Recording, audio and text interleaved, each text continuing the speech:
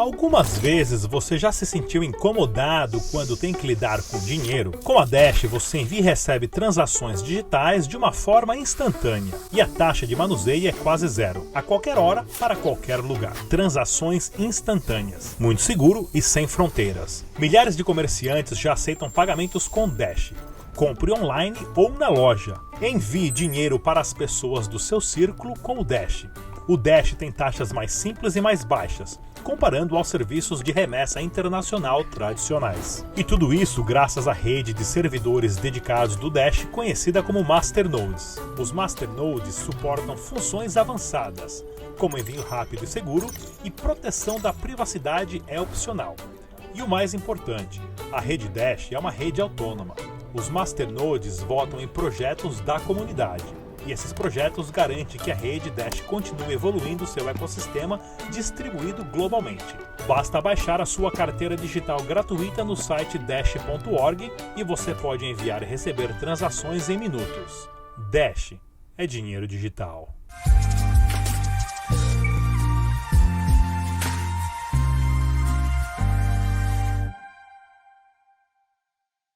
Boa tarde a todos, boa sexta-feira a todos ali. A gente vai ter um final de semana prolongado, né? Afinal, segunda-feira é feriado no Brasil, então vai ser bem legal que as pessoas vão poder descansar numa pandemia, né? Se é que dá pra gente falar isso.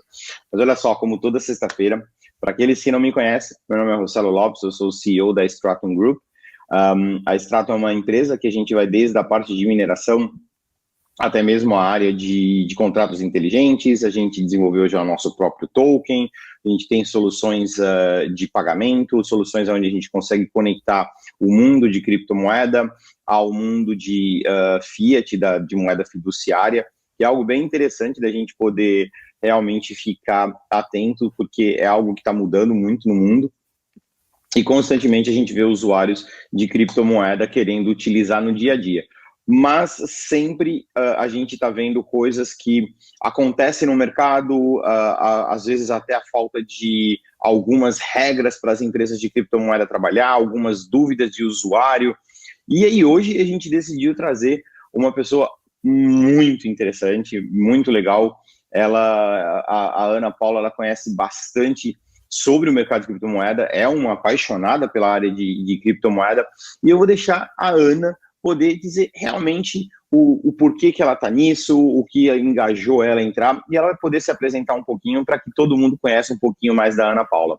Ana, seja bem-vinda, vamos lá, me diz aí quem é a Ana e o que a Ana faz. Obrigada, Rossello, boa tarde, muito obrigada pelo convite. Bem, a primeira consideração que eu tenho que fazer antes de iniciar a live é que as minhas respostas e opiniões aqui não representam necessariamente o posicionamento da Procuradoria da Fazenda ou de qualquer outra entidade pública. Ficando esse disclaimer, vamos começar lá. Meu nome é Ana Paula Besbate, eu sou Procuradora da Fazenda Nacional desde 2008 e eu represento a minha instituição nas ações envolvendo ativos virtuais e blockchain na Estratégia Nacional de Combate à Corrupção e Lavagem de Dinheiro, o ENCLA.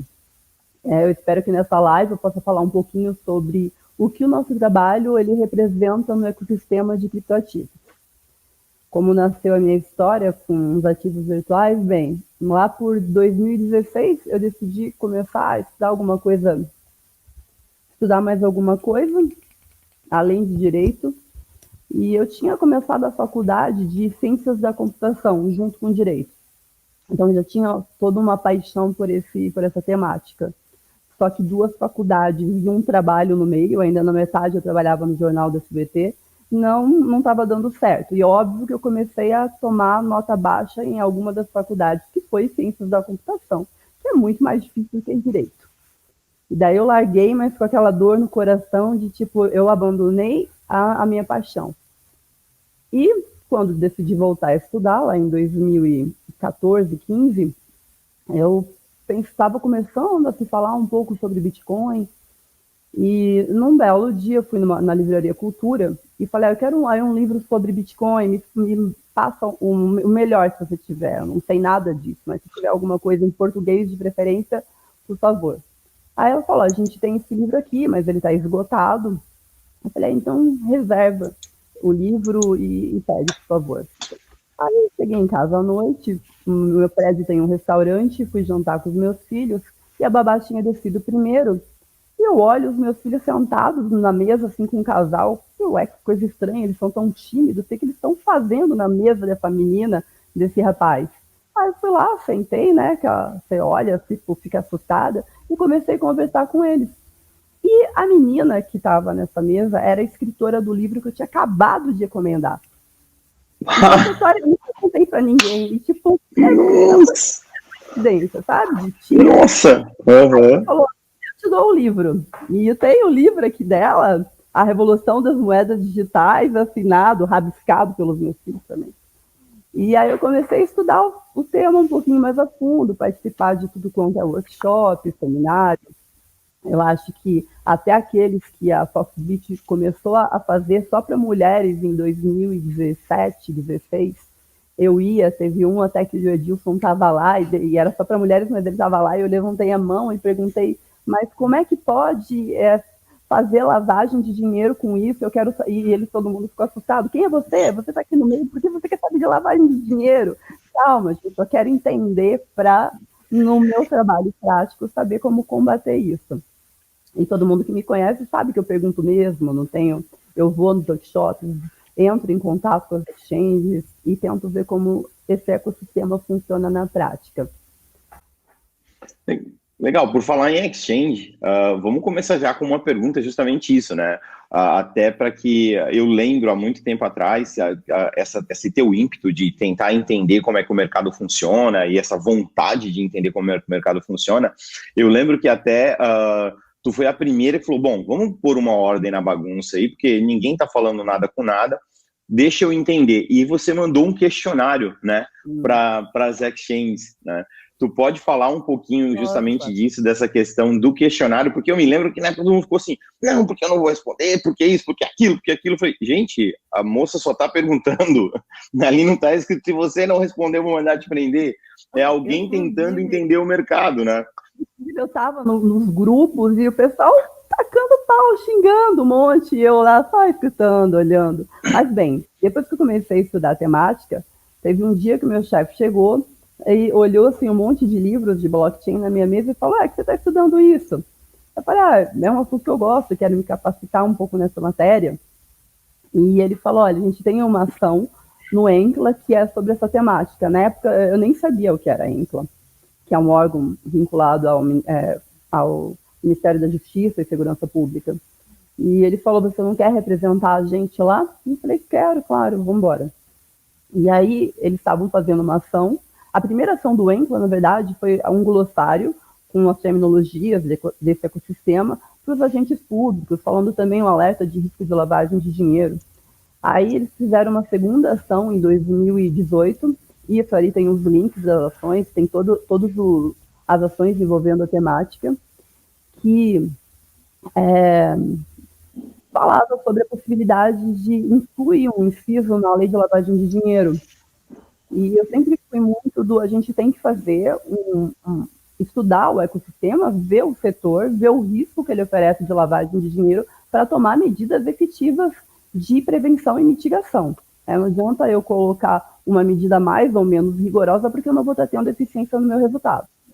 Então, eu fiz um questionário. Na época, tinha perguntas até que as exchanges não podiam responder porque violava questões de segurança delas, mas eu não estava muito sabendo ainda do tema. Para quem é de direito, óbvio que eu fiz um pouco de ciências da computação, mas até hoje eu não entendo direito como é que funciona o tal do hash.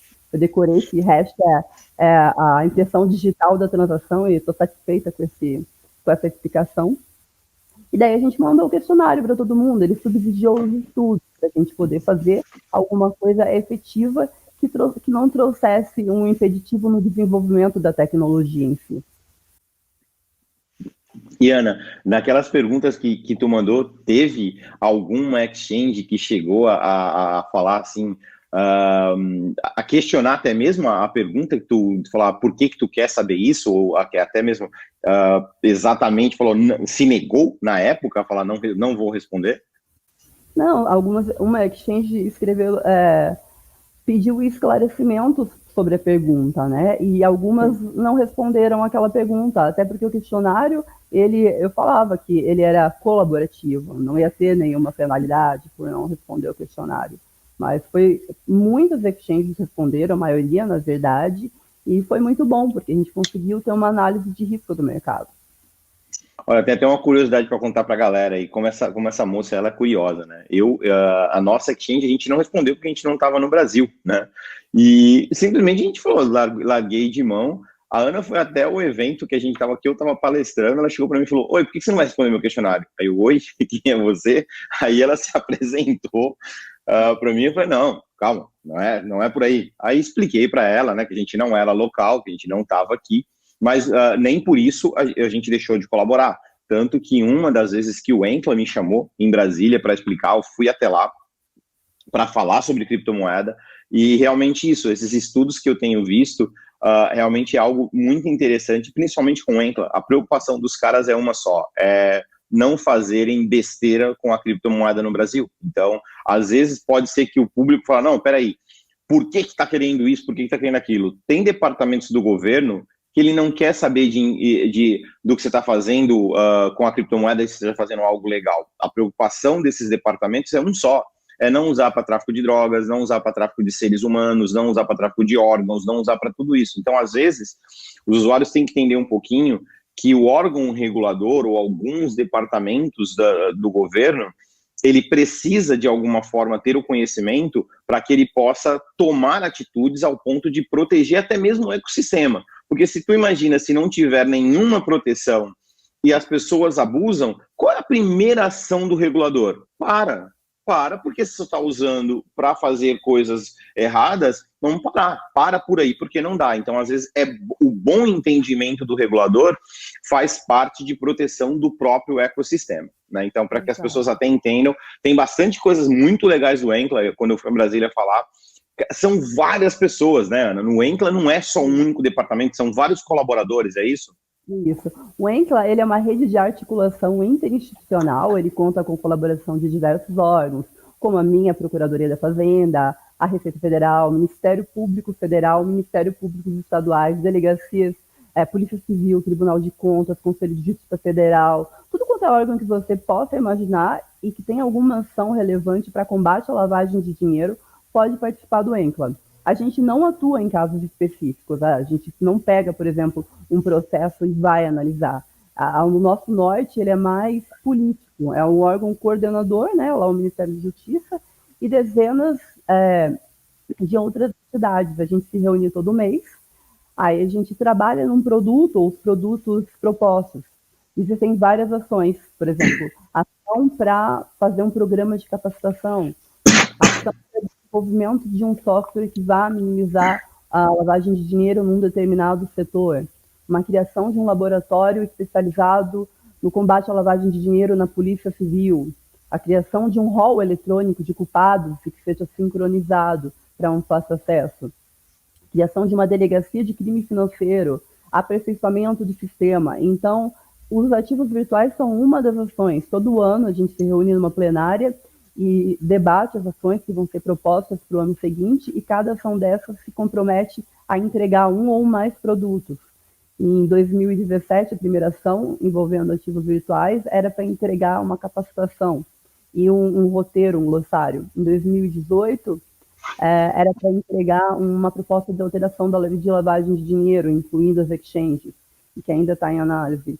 Em 2019, que foi a ação que eu coordenei junto com o Ministério Público Federal, a gente fez a proposta do CNAE, a gente ainda está estudando a questão de padronização dos reportes de transação suspeita para o COAF, né, porque a gente sabe que as exchanges, por não terem setor de regulação, elas não podem fazer cadastro, fazem apenas um registro, e também a gente fez um roteiro de investigação para auxiliar o investigador se ele se depara com uma transação envolvendo criptoativos de forma ilícita. Eu sei que tem muita gente que tem essa questão de não é governo, mas se não é a gente fazendo pelo menos uma regulação mínima, as pessoas, agentes maliciosos entram nesse ecossistema apenas para causar prejuízo para outras pessoas. Quantos vídeos a gente vê aí no grupo de pessoas que perderam o dinheiro de toda a vida, né, guardado.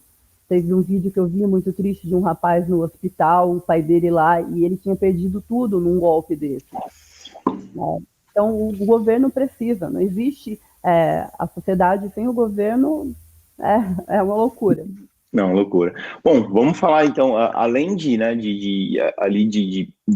ser procuradora da Fazenda, tu representa a Procuradoria-Geral da Fazenda Nacional em ações de combate a crime e lavagem de dinheiro, né, e ativos digitais, que é justamente aquilo que tu falou ali do ENCLA. E agora, no final, tu me disse realmente ali do KNAI, né? O que tu acha dessa questão do KNAI? Tu acha que vai mudar? É algo... Primeiro, sinceramente, parabéns. Alguém fez algo muito legal pelas empresas, porque existia um problema sério quando você chegava nos bancos, mas não é uma... você não tem uma atividade registrada, né? E eu acho que agora o fato de ter um KNAI, eu acho que é muito legal, foi talvez o segundo passo muito bom que teve nesse mercado. Tu acha que realmente agora, com uma questão de classificação do KNAI, Ana, isso vai poder dar um pouco mais de legitimidade ao negócio, de dar mais tranquilidade para o mercado? Sim, eu acho que a partir do momento que a gente tem um KNAI e as exchanges começam a migrar para essa classificação, a gente consegue fazer um mapeamento do setor. Tendo um mapeamento do setor, a gente faz análise de risco do mercado. E essa construção com os bancos também não é uma coisa que vai acontecer da noite para o dia, até por questões econômicas, políticas. Mas tem uma coisa que eu sempre lembro todo mundo, que são as recomendações que o GAFI tem para combate à lavagem de dinheiro. E no item 18, num guia que ele lançou agora em 2019, que é o Guia de Abordagem Baseada em Risco nas Relações Envolvendo os Ativos Virtuais e os Provedores de Serviços de Ativos Virtuais, ele fala assim, as instituições financeiras, elas têm que aplicar uma abordagem baseada em risco quando elas consideram manter ou estabelecer ou encerrar um relacionamento com uma exchange. Não é adequado, não é indicado que sem você fazer essa validação do setor, sem você dar a chance da outra parte mitigar os riscos, gerenciar esses riscos, e daí a exchange, e aí o GAFI vem e fala, olha, a análise de risco do setor tem que levar em consideração os seguintes quesitos. E depois de fazer isso, aí sim você pode proceder fazendo uma análise concreta de qual risco aquela exchange representa para a lavagem de dinheiro no cenário atual. Aí sim, fazendo isso, você vai decidir se recorre a um término ou uma exclusão do relacionamento, que é a regra que deve ser utilizada com todas as pessoas, né? E não uma exclusão generalizada sem análise de risco. Ana, Isso é a recomendação, é o item 18 desse guia do GAFI, que eu coaduno porque o Brasil é signatário.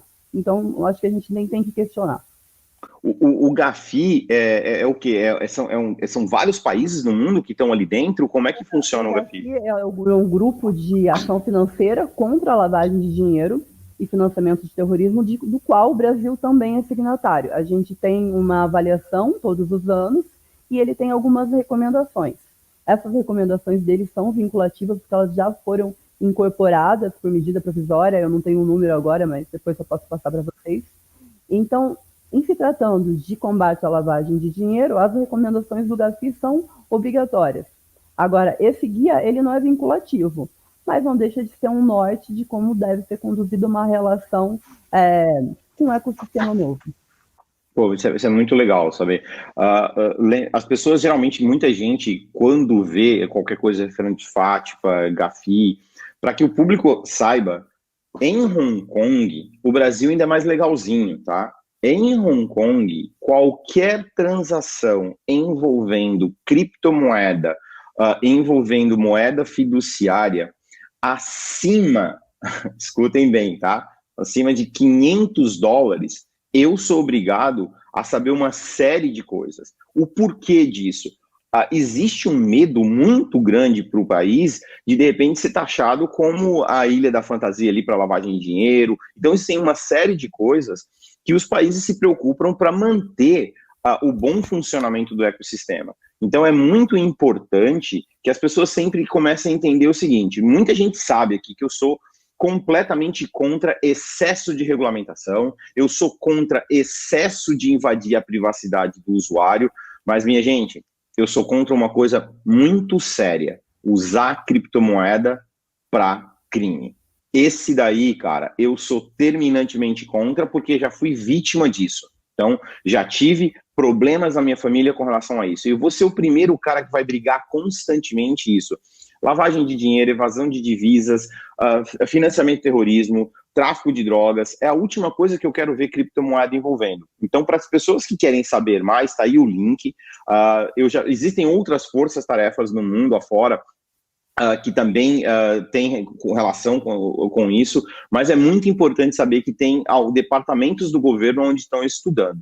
Mas a gente, é claro, né, a gente está aqui falando com alguém que entende um pouquinho de governo, a gente não pode deixar a famosa IN 1888 que todo mundo fala, e muita gente, Ana, acredite você ou não, tá? Muita gente ainda pensa assim, não, se a exchange está declarando, então eu não preciso declarar, porque eu vi lá na IN 1888 que ela simplesmente falou assim, olha, se não é 30 mil, deixa para lá. Então, ainda existe muita desses complicômetros no mercado. Quem pode declarar, quem deve declarar, né, realmente. Então, vindo aí talvez uma pessoa que trabalha no governo, qual a importância de declarar IN, o porquê declarar IN e quem deveria declarar IN?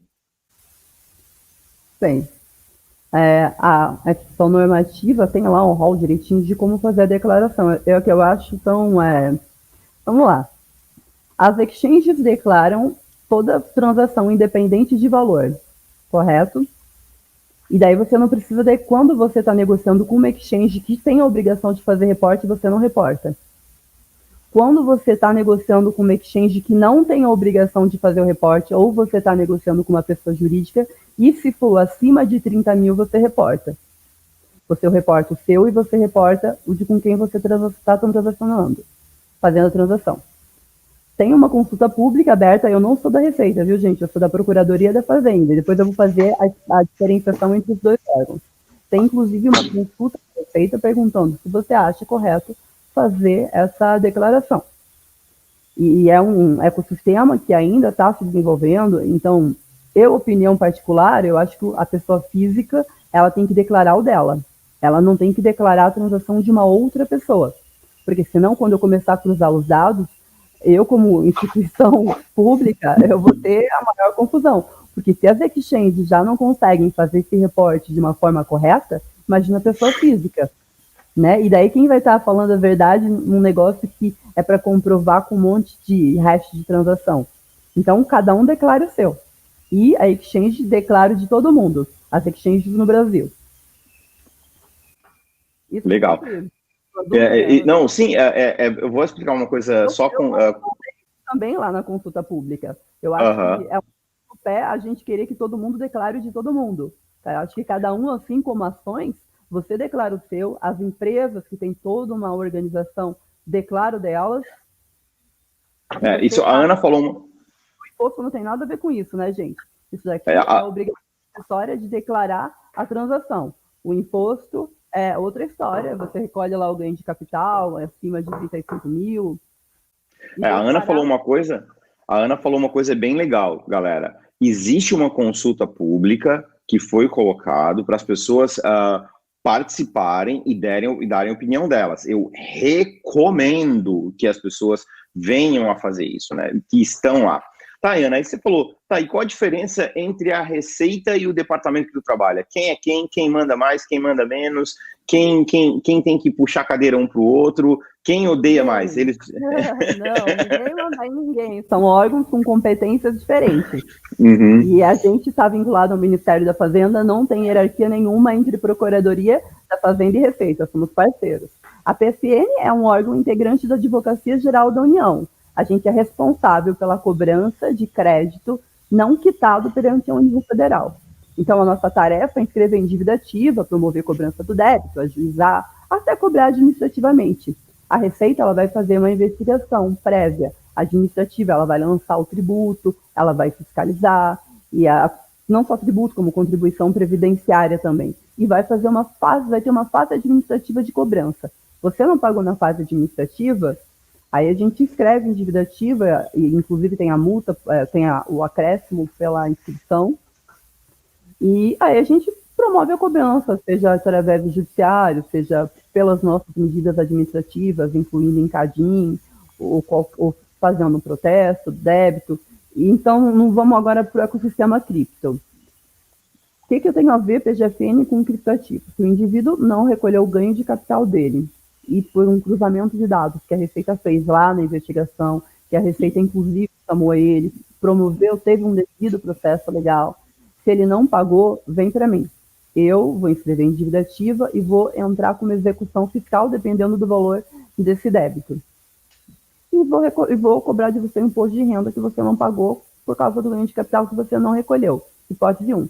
A outra hipótese é, eu estou executando ou cobrando um débito, de qualquer débito, sei lá, vamos para imposto de renda de pessoa jurídica ou qualquer outro débito federal, e a empresa não está pagando esse débito e eu começo a executar ela. Vou atrás de imóvel, de imóveis, faço bastante juros, não acho nada, e daí, numa lista aí qualquer, descubro que essa empresa tem dinheiro em alguma exchange, seja lá porque teve um reporte da transação da Receita Federal, pela IN 188, ou seja porque ela está lá como credor na lista de alguma exchange que pediu recuperação judicial.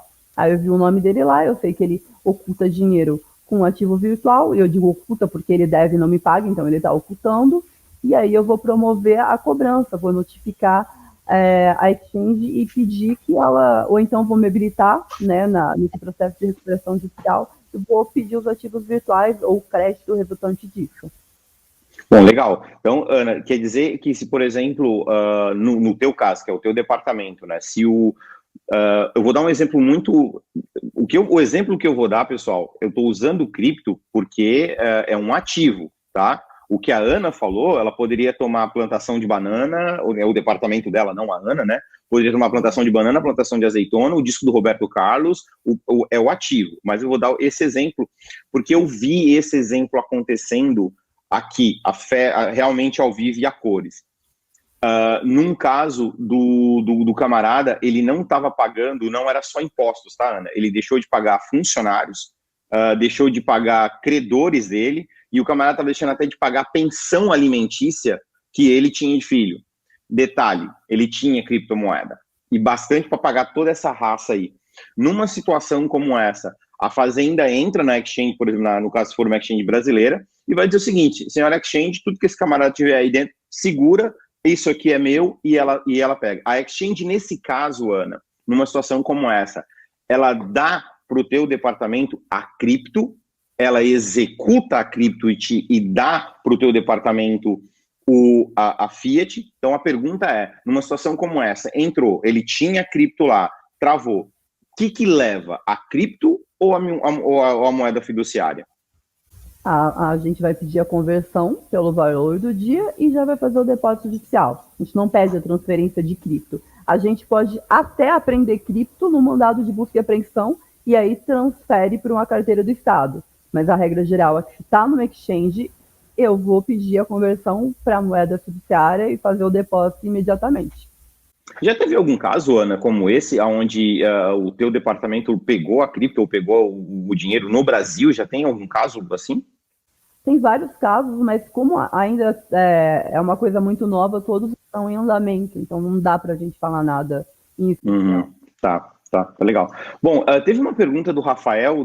Dani, se tu puder colocar na tela de novo, eu vi que a pergunta não tem muito a ver, talvez, com que o departamento da Ana, mas eu acho que é algo legal da gente poder dialogar, né? Que realmente existem países que cada um está fazendo uma coisa diferente, né? Então o Rafael ele falou aí, ó, Ana, há a possibilidade de ter algum projeto que isente as transações com cripto, tal qual ocorre em Portugal, por exemplo? Eu vou dar minha opinião pessoal, eu acho que a Ana pode dar dela pessoal também, porque eu acho que não tem a ver com o departamento dela. Cara, eu acho que seria sensacional, até para que o próprio país pudesse testar esse modelo de negócio. Eu sou muito fã do teste, de ter o sandbox para a gente poder testar modelos de negócio. Eu acho que, já que a gente está falando de ativos e a gente gostaria, não só o governo, como a iniciativa privada, muita gente gostaria de saber como é eu trocar X bitcoins por um apartamento. Como é eu trocar? Então, na minha opinião, eu acho que a gente deveria ter um incentivo, assim como fez Portugal, assim como está fazendo a Austrália, assim como está fazendo o Japão, de incentivar para saber o resultado disso. Então, como realmente ter uma noção do que é, eu acho que seria legal. Ana, o que tu acha numa situação como essa? Eu acho que a gente já isenta as transações até 35 mil. Tá certo, né? Sim, É, até 35 sim, não né? tenho a mínima ideia se tem algum projeto para isso. Acho que a gente ainda não deu nem o primeiro passo, que é definir o órgão regulador. Eu acho que um detalhe que a Ana falou dos 35 mil, pessoal, é outra coisa que muita gente confunde, tá? Vamos esclarecer assim. E fica o alerta também, eu vou fazer um alerta. Primeiro, deixa eu começar com um alerta aos espertos brasileiros, que o Brasil é a terra dos espertos. Amigão, se todo mês tu transacionar numa exchange brasileira 34.999, ou você até melhor que ti, tá? Vou falar 29.999, porque na teoria você não tem que informar nada, quem está informando é a exchange. Todo mês, 29.999, 29.999. Cara, pode ter certeza que no ano seguinte tu vai cair na malha fina, porque passa a ser a tua atividade principal, amizade. Tu tem o direito? Tu tem o direito. Aí fica a dica para ti. Cria uma empresa, uma ME, uma Eireli, faz tudo dentro da empresa, tudo é ME dentro da Eireli, e não tem problema nenhum tu declarar tudo isso, cara. O imposto que tu vai pagar é menor, a possibilidade de uma multa é menor. Então, às vezes, acordem para esse tipo de coisa. Agora vamos lá para os 35 mil. Passou de 35 mil, ganho de capital. Você teve um ganho de capital. Se tu tá lá na IEM 1888, tá? Se você não consegue provar a origem do recurso para você ter acima desses 35 mil, a Receita Federal, ela entende isso como os custo zero que tu teve, tá? Então, se você minerou o Bitcoin e você vendeu o Bitcoin e ele gerou um lucro, mas você não consegue comprovar para a Receita Federal que a máquina custou tanto, que a energia elétrica custou tanto, que isso custou. Se tu não consegue comprovar tudo isso para poder descontar ali na hora de fazer o ganho de capital, para a Receita é zero. Então não adianta tu ir contar uma historinha assim para a Receita. Eu minerei. Tá, e cadê a prova que tu minerou? Cadê a prova do quanto custou para tu minerar? Então, muito cuidado com esse tipo de coisa, porque muita gente vai cair na mão da Receita e um belo dia o departamento da Ana vai falar: oi, tudo bem? Vim aqui cobrar. Até porque se você minerou, tem um endereço de input dessa transação, né? Não, endereço de output, desculpa. Isso. E com esse endereço de output, eu vou pedir a contraprova de que você era o detentor daquela chave privada, vou botar uma mensagem criptografada lá e o indivíduo vai ter que me comprovar que aquela carteira era dele. Então, essas alegações falsas de mineração caem por terra, que é decorrente até do próprio sistema de criptografia simétrica. Sim, muita gente muita gente, às vezes, fala: não, eu minerei. Tá, me conta outra, né? Porque você vai ter que comprovar. E outra, se você quiser descontos e tudo mais, para você minerar Bitcoin, existe um custo. Energia elétrica, você comprou o equipamento, existe todo um custo envolvendo ali. Então, eu sei muito bem disso porque a gente minera. Então, muito cuidado com essas desculpas esfarrapadas que andam dando. Cara, é muita gente no governo trabalhando profissional. Então, não tentem, porque tem muita gente só esperando os espertão lá. Então, às vezes, é muito mais fácil você tomar o caminho mais certo, ter menos dor de cabeça, do que realmente você tentar dar uma desperta. E para aqueles que não concordam muito com isso, simples, passagem aérea, muda do Brasil, vai para algum outro país, faça como eu, sai do país e está resolvido. Né? Vamos lá, o Anderson colocou aqui uma pergunta. Lavagem de dinheiro só funciona de forma reativa? Ela acontece e aí se corre atrás, ou existe algo que pode prevenir a lavagem de dinheiro? Bom, tem algum exemplo sobre. Eu assim, conheço maneiras que dá para prevenir bastante, né? Se a gente fizer um compliance bem feito, se a gente cobrar o banco numa situação como essa, porque a origem do recurso é sempre no banco, mas eu acho que a Ana tem mais experiência do que eu, ela pode compartilhar um pouquinho mais da experiência dela. Vamos para o caso das respostas lá do questionário. Uma forma de prevenir lavagem de dinheiro com um ativo virtual é reprimindo as moedas que não têm um link da transação, como, por exemplo, a pessoa comprar e vender Monero em qualquer lugar, e aí a gente não tem um link, então perde qualquer rastreabilidade. Ou numa exchange que você aceita que deposite dinheiro de uma terceira conta, e aí o indivíduo faz um phishing de dados lá, faz um depósito fraudulento, e ou para exchange, ou inclusive para uma outra pessoa, e daí o vendedor de Bitcoin, o P2P, ele entrega o Bitcoin para a pessoa e toma no banco, o banco vai e faz o estorno daquele depósito. Então, a gente tem várias medidas preventivas, como, por exemplo, as boas práticas no setor, que eu acho super interessante, só aceitar transferência bancária, porque aí, como vem do banco, já presume-se que tenha um compliance anterior, não permitir que entre numa conta e saia para outra, tem que sempre voltar para uma conta corrente da mesma titularidade. Então, a gente tem essa coisa, né, que só de forma reativa, é porque o ecossistema dos ativos virtuais é novo, mas a gente já vai ter um cenário muito diferente para isso. Bom, bem interessante. Eu queria pegar uma coisa, vou aproveitar um pouquinho aqui. Tem uma outra Ana Paula no nosso chat aqui, a Ana Paula Rabelo. A Ana é uma das maiores especialistas aí de criptomoeda, né, como declarar criptomoeda. Ela tem um canal. E apresentei a Ana para a Ana, então o mundo é controlado pelas Anas, né? E tem muita informação. A Ana, ela é muito esforçada, muito inteligente, adoro o material dela, adoro as aulas dela. Cara, e assim, é bem legal para o pessoal, acessa lá o site, tem bastante informação. Ana, tu saberia me dizer se as exchanges estão migrando para esse KINAI novo? Eu até agora no Brasil eu não tenho notícia de nenhuma exchange, eu não procurei saber, eu não vi ninguém contando, eu mudei, mas alguma exchange tu tem noção disso, que já tenha usado esse KINAI novo? Eu acho, e aí vai ser no achismo, pelo que eu escutei, que elas não estão conseguindo por causa da nota fiscal paulista.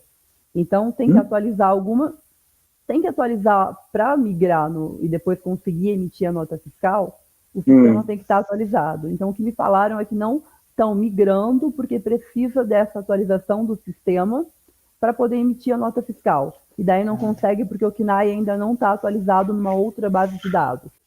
Sim, então, verdade. Não é um problema das exchanges que não estão conseguindo, essa falta de atualização do sistema. Porque na hora de emitir a nota fiscal, precisa colocar o KINAI para poder fazer a emissão realmente da nota fiscal. É isso aí mesmo. Eu ouvi realmente dizer isso. Vou ter que perguntar, teve um usuário que perguntou, o governo, né, ou o teu departamento, por exemplo, ou se você sabe de algum departamento do governo, que já utiliza ferramentas como Ellipsis ou alguma ferramenta de fazer o trace de uma transação, de ficar validando, ficar verificando isso. Porque existem algumas ferramentas no mercado já, né? Se o governo já tem essas ferramentas no Brasil para utilizar. Eu não vou saber responder se a gente tem assinado esse tipo de ferramenta, se a gente já adquiriu o software, mas a gente tem acesso a rastreamento de transação por elas. Pô, legal, bem interessante.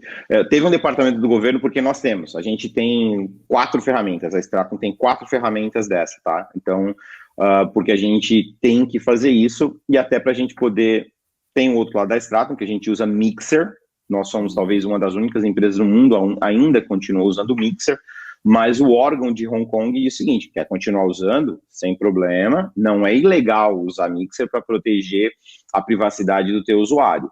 Mas se você souber que o Bitcoin entrou na tua plataforma de forma irregular, vamos chamá-lo aqui e o senhor lá em Hong Kong é só 25 anos de cadeia, tá? Então, não dá para brincar. Então, por isso, nós temos que sim fazer a análise, todo Bitcoin que entra na nossa plataforma, eu sou responsável, sou corresponsável por ele, logo eu passo por 4 softwares. E já teve alguns governos que pediram um auxílio para nós, para a gente usar numa investigação que eles estavam, essa ferramenta para poder transacionar. Alguns a gente salvou a pele dos caras mesmo, outros não teve muito o que fazer, mas é bem interessante.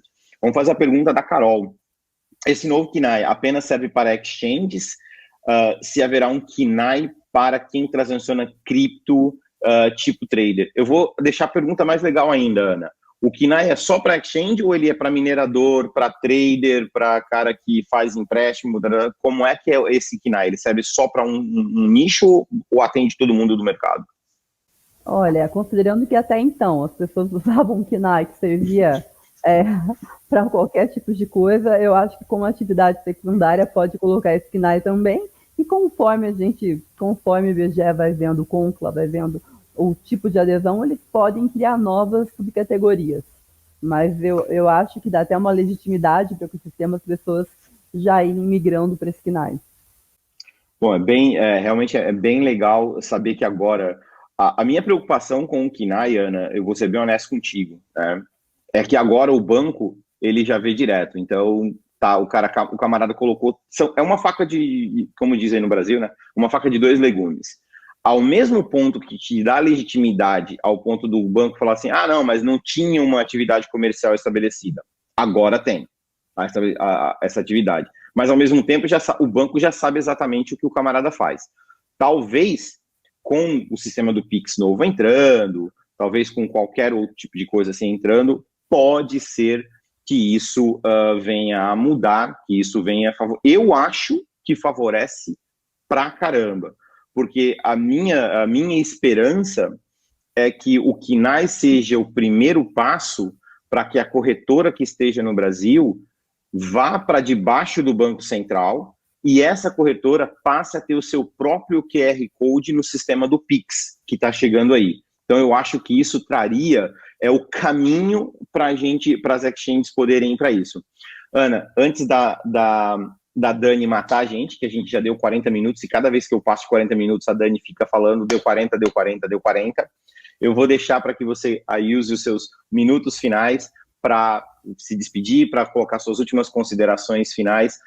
E, mais uma vez, muitíssimo obrigado por ter participado da live com a gente. É muito legal saber que tu se envolveu bastante nessa questão do KINAI e que tem departamentos do governo olhando com bastante seriedade para isso. Por favor, Ana.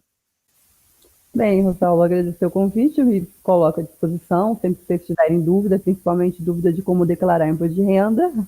Eu até achei que a nossa live de hoje ia ser como declarar imposto de renda. Não, para isso tem a Ana Paula Rabelo ali com o site dela, né? A gente consegue. É bem legal saber dessa participação tua, né? O mais legal de tudo é justamente isso, é saber que tem pessoas olhando para isso. E só um ponto final, Ana, ali para ti. O que tu acha que realmente, qual uma opinião tua? O que a criptomoeda vai... E a Ana caiu. Bom, eu acho que daqui a pouco a Ana deve voltar. E aí eu deixo ela responder essa última pergunta para todo mundo. É bem interessante saber que tem eu conheço a Ana de alguns outros projetos ali, e ela é bem conhecida no meio do mercado, né? É muito, muito, realmente muito legal. Bom, voltou a Ana. Tá aí, Ana. Voltou. Vai ver que foi o chefe da Ana. Não responde essa pergunta do Rossello. Mandou cortar. Acho que eu estava com o mouse aqui solto e apertei sem querer. Tá, olha só, Ana. O que tu acha?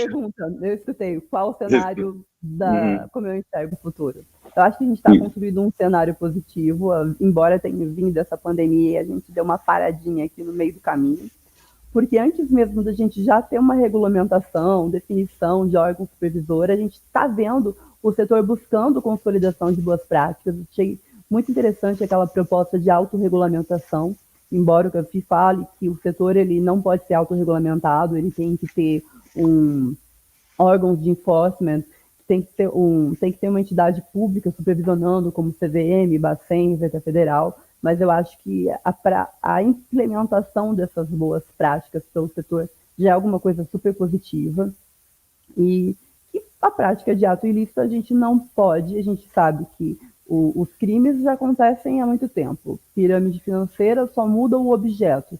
Agora, o do momento são os ativos virtuais.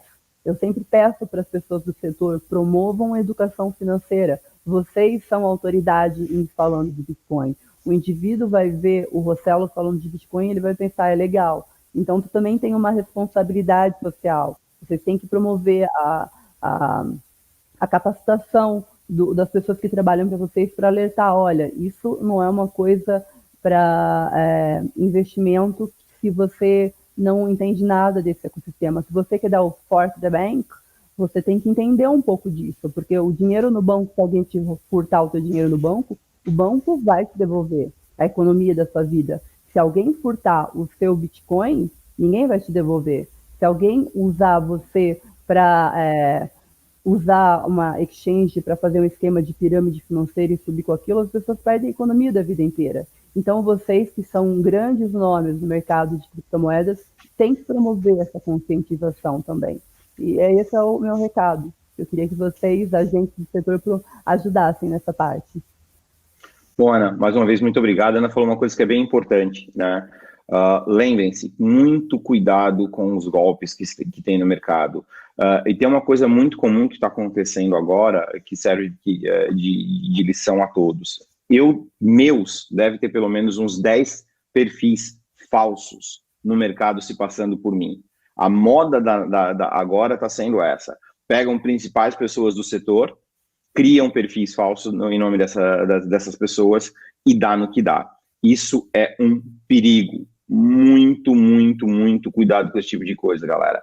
Pergunta, tem um monte de gente no setor, tem um monte de gente disposta a ajudar. Para todo mundo, galera, um bom final de semana. Muito obrigado por participar da live aí com a gente. Podem continuar mandando perguntas. Eu, sempre que possível, respondo as perguntas, sempre de todos. Às vezes demora um pouquinho para responder, mas eu sempre respondo. E tenho certeza que quiserem mandar pergunta para mim, para eu mandar para a Ana, eu mando as perguntas para a Ana. Eu tenho certeza que ela vai responder aquilo que for possível ela responder. Bom final de semana a todos. Se cuidem. Ana, muito obrigado. Cuida dos teus guris aí. Gente, tchau. Muito obrigado.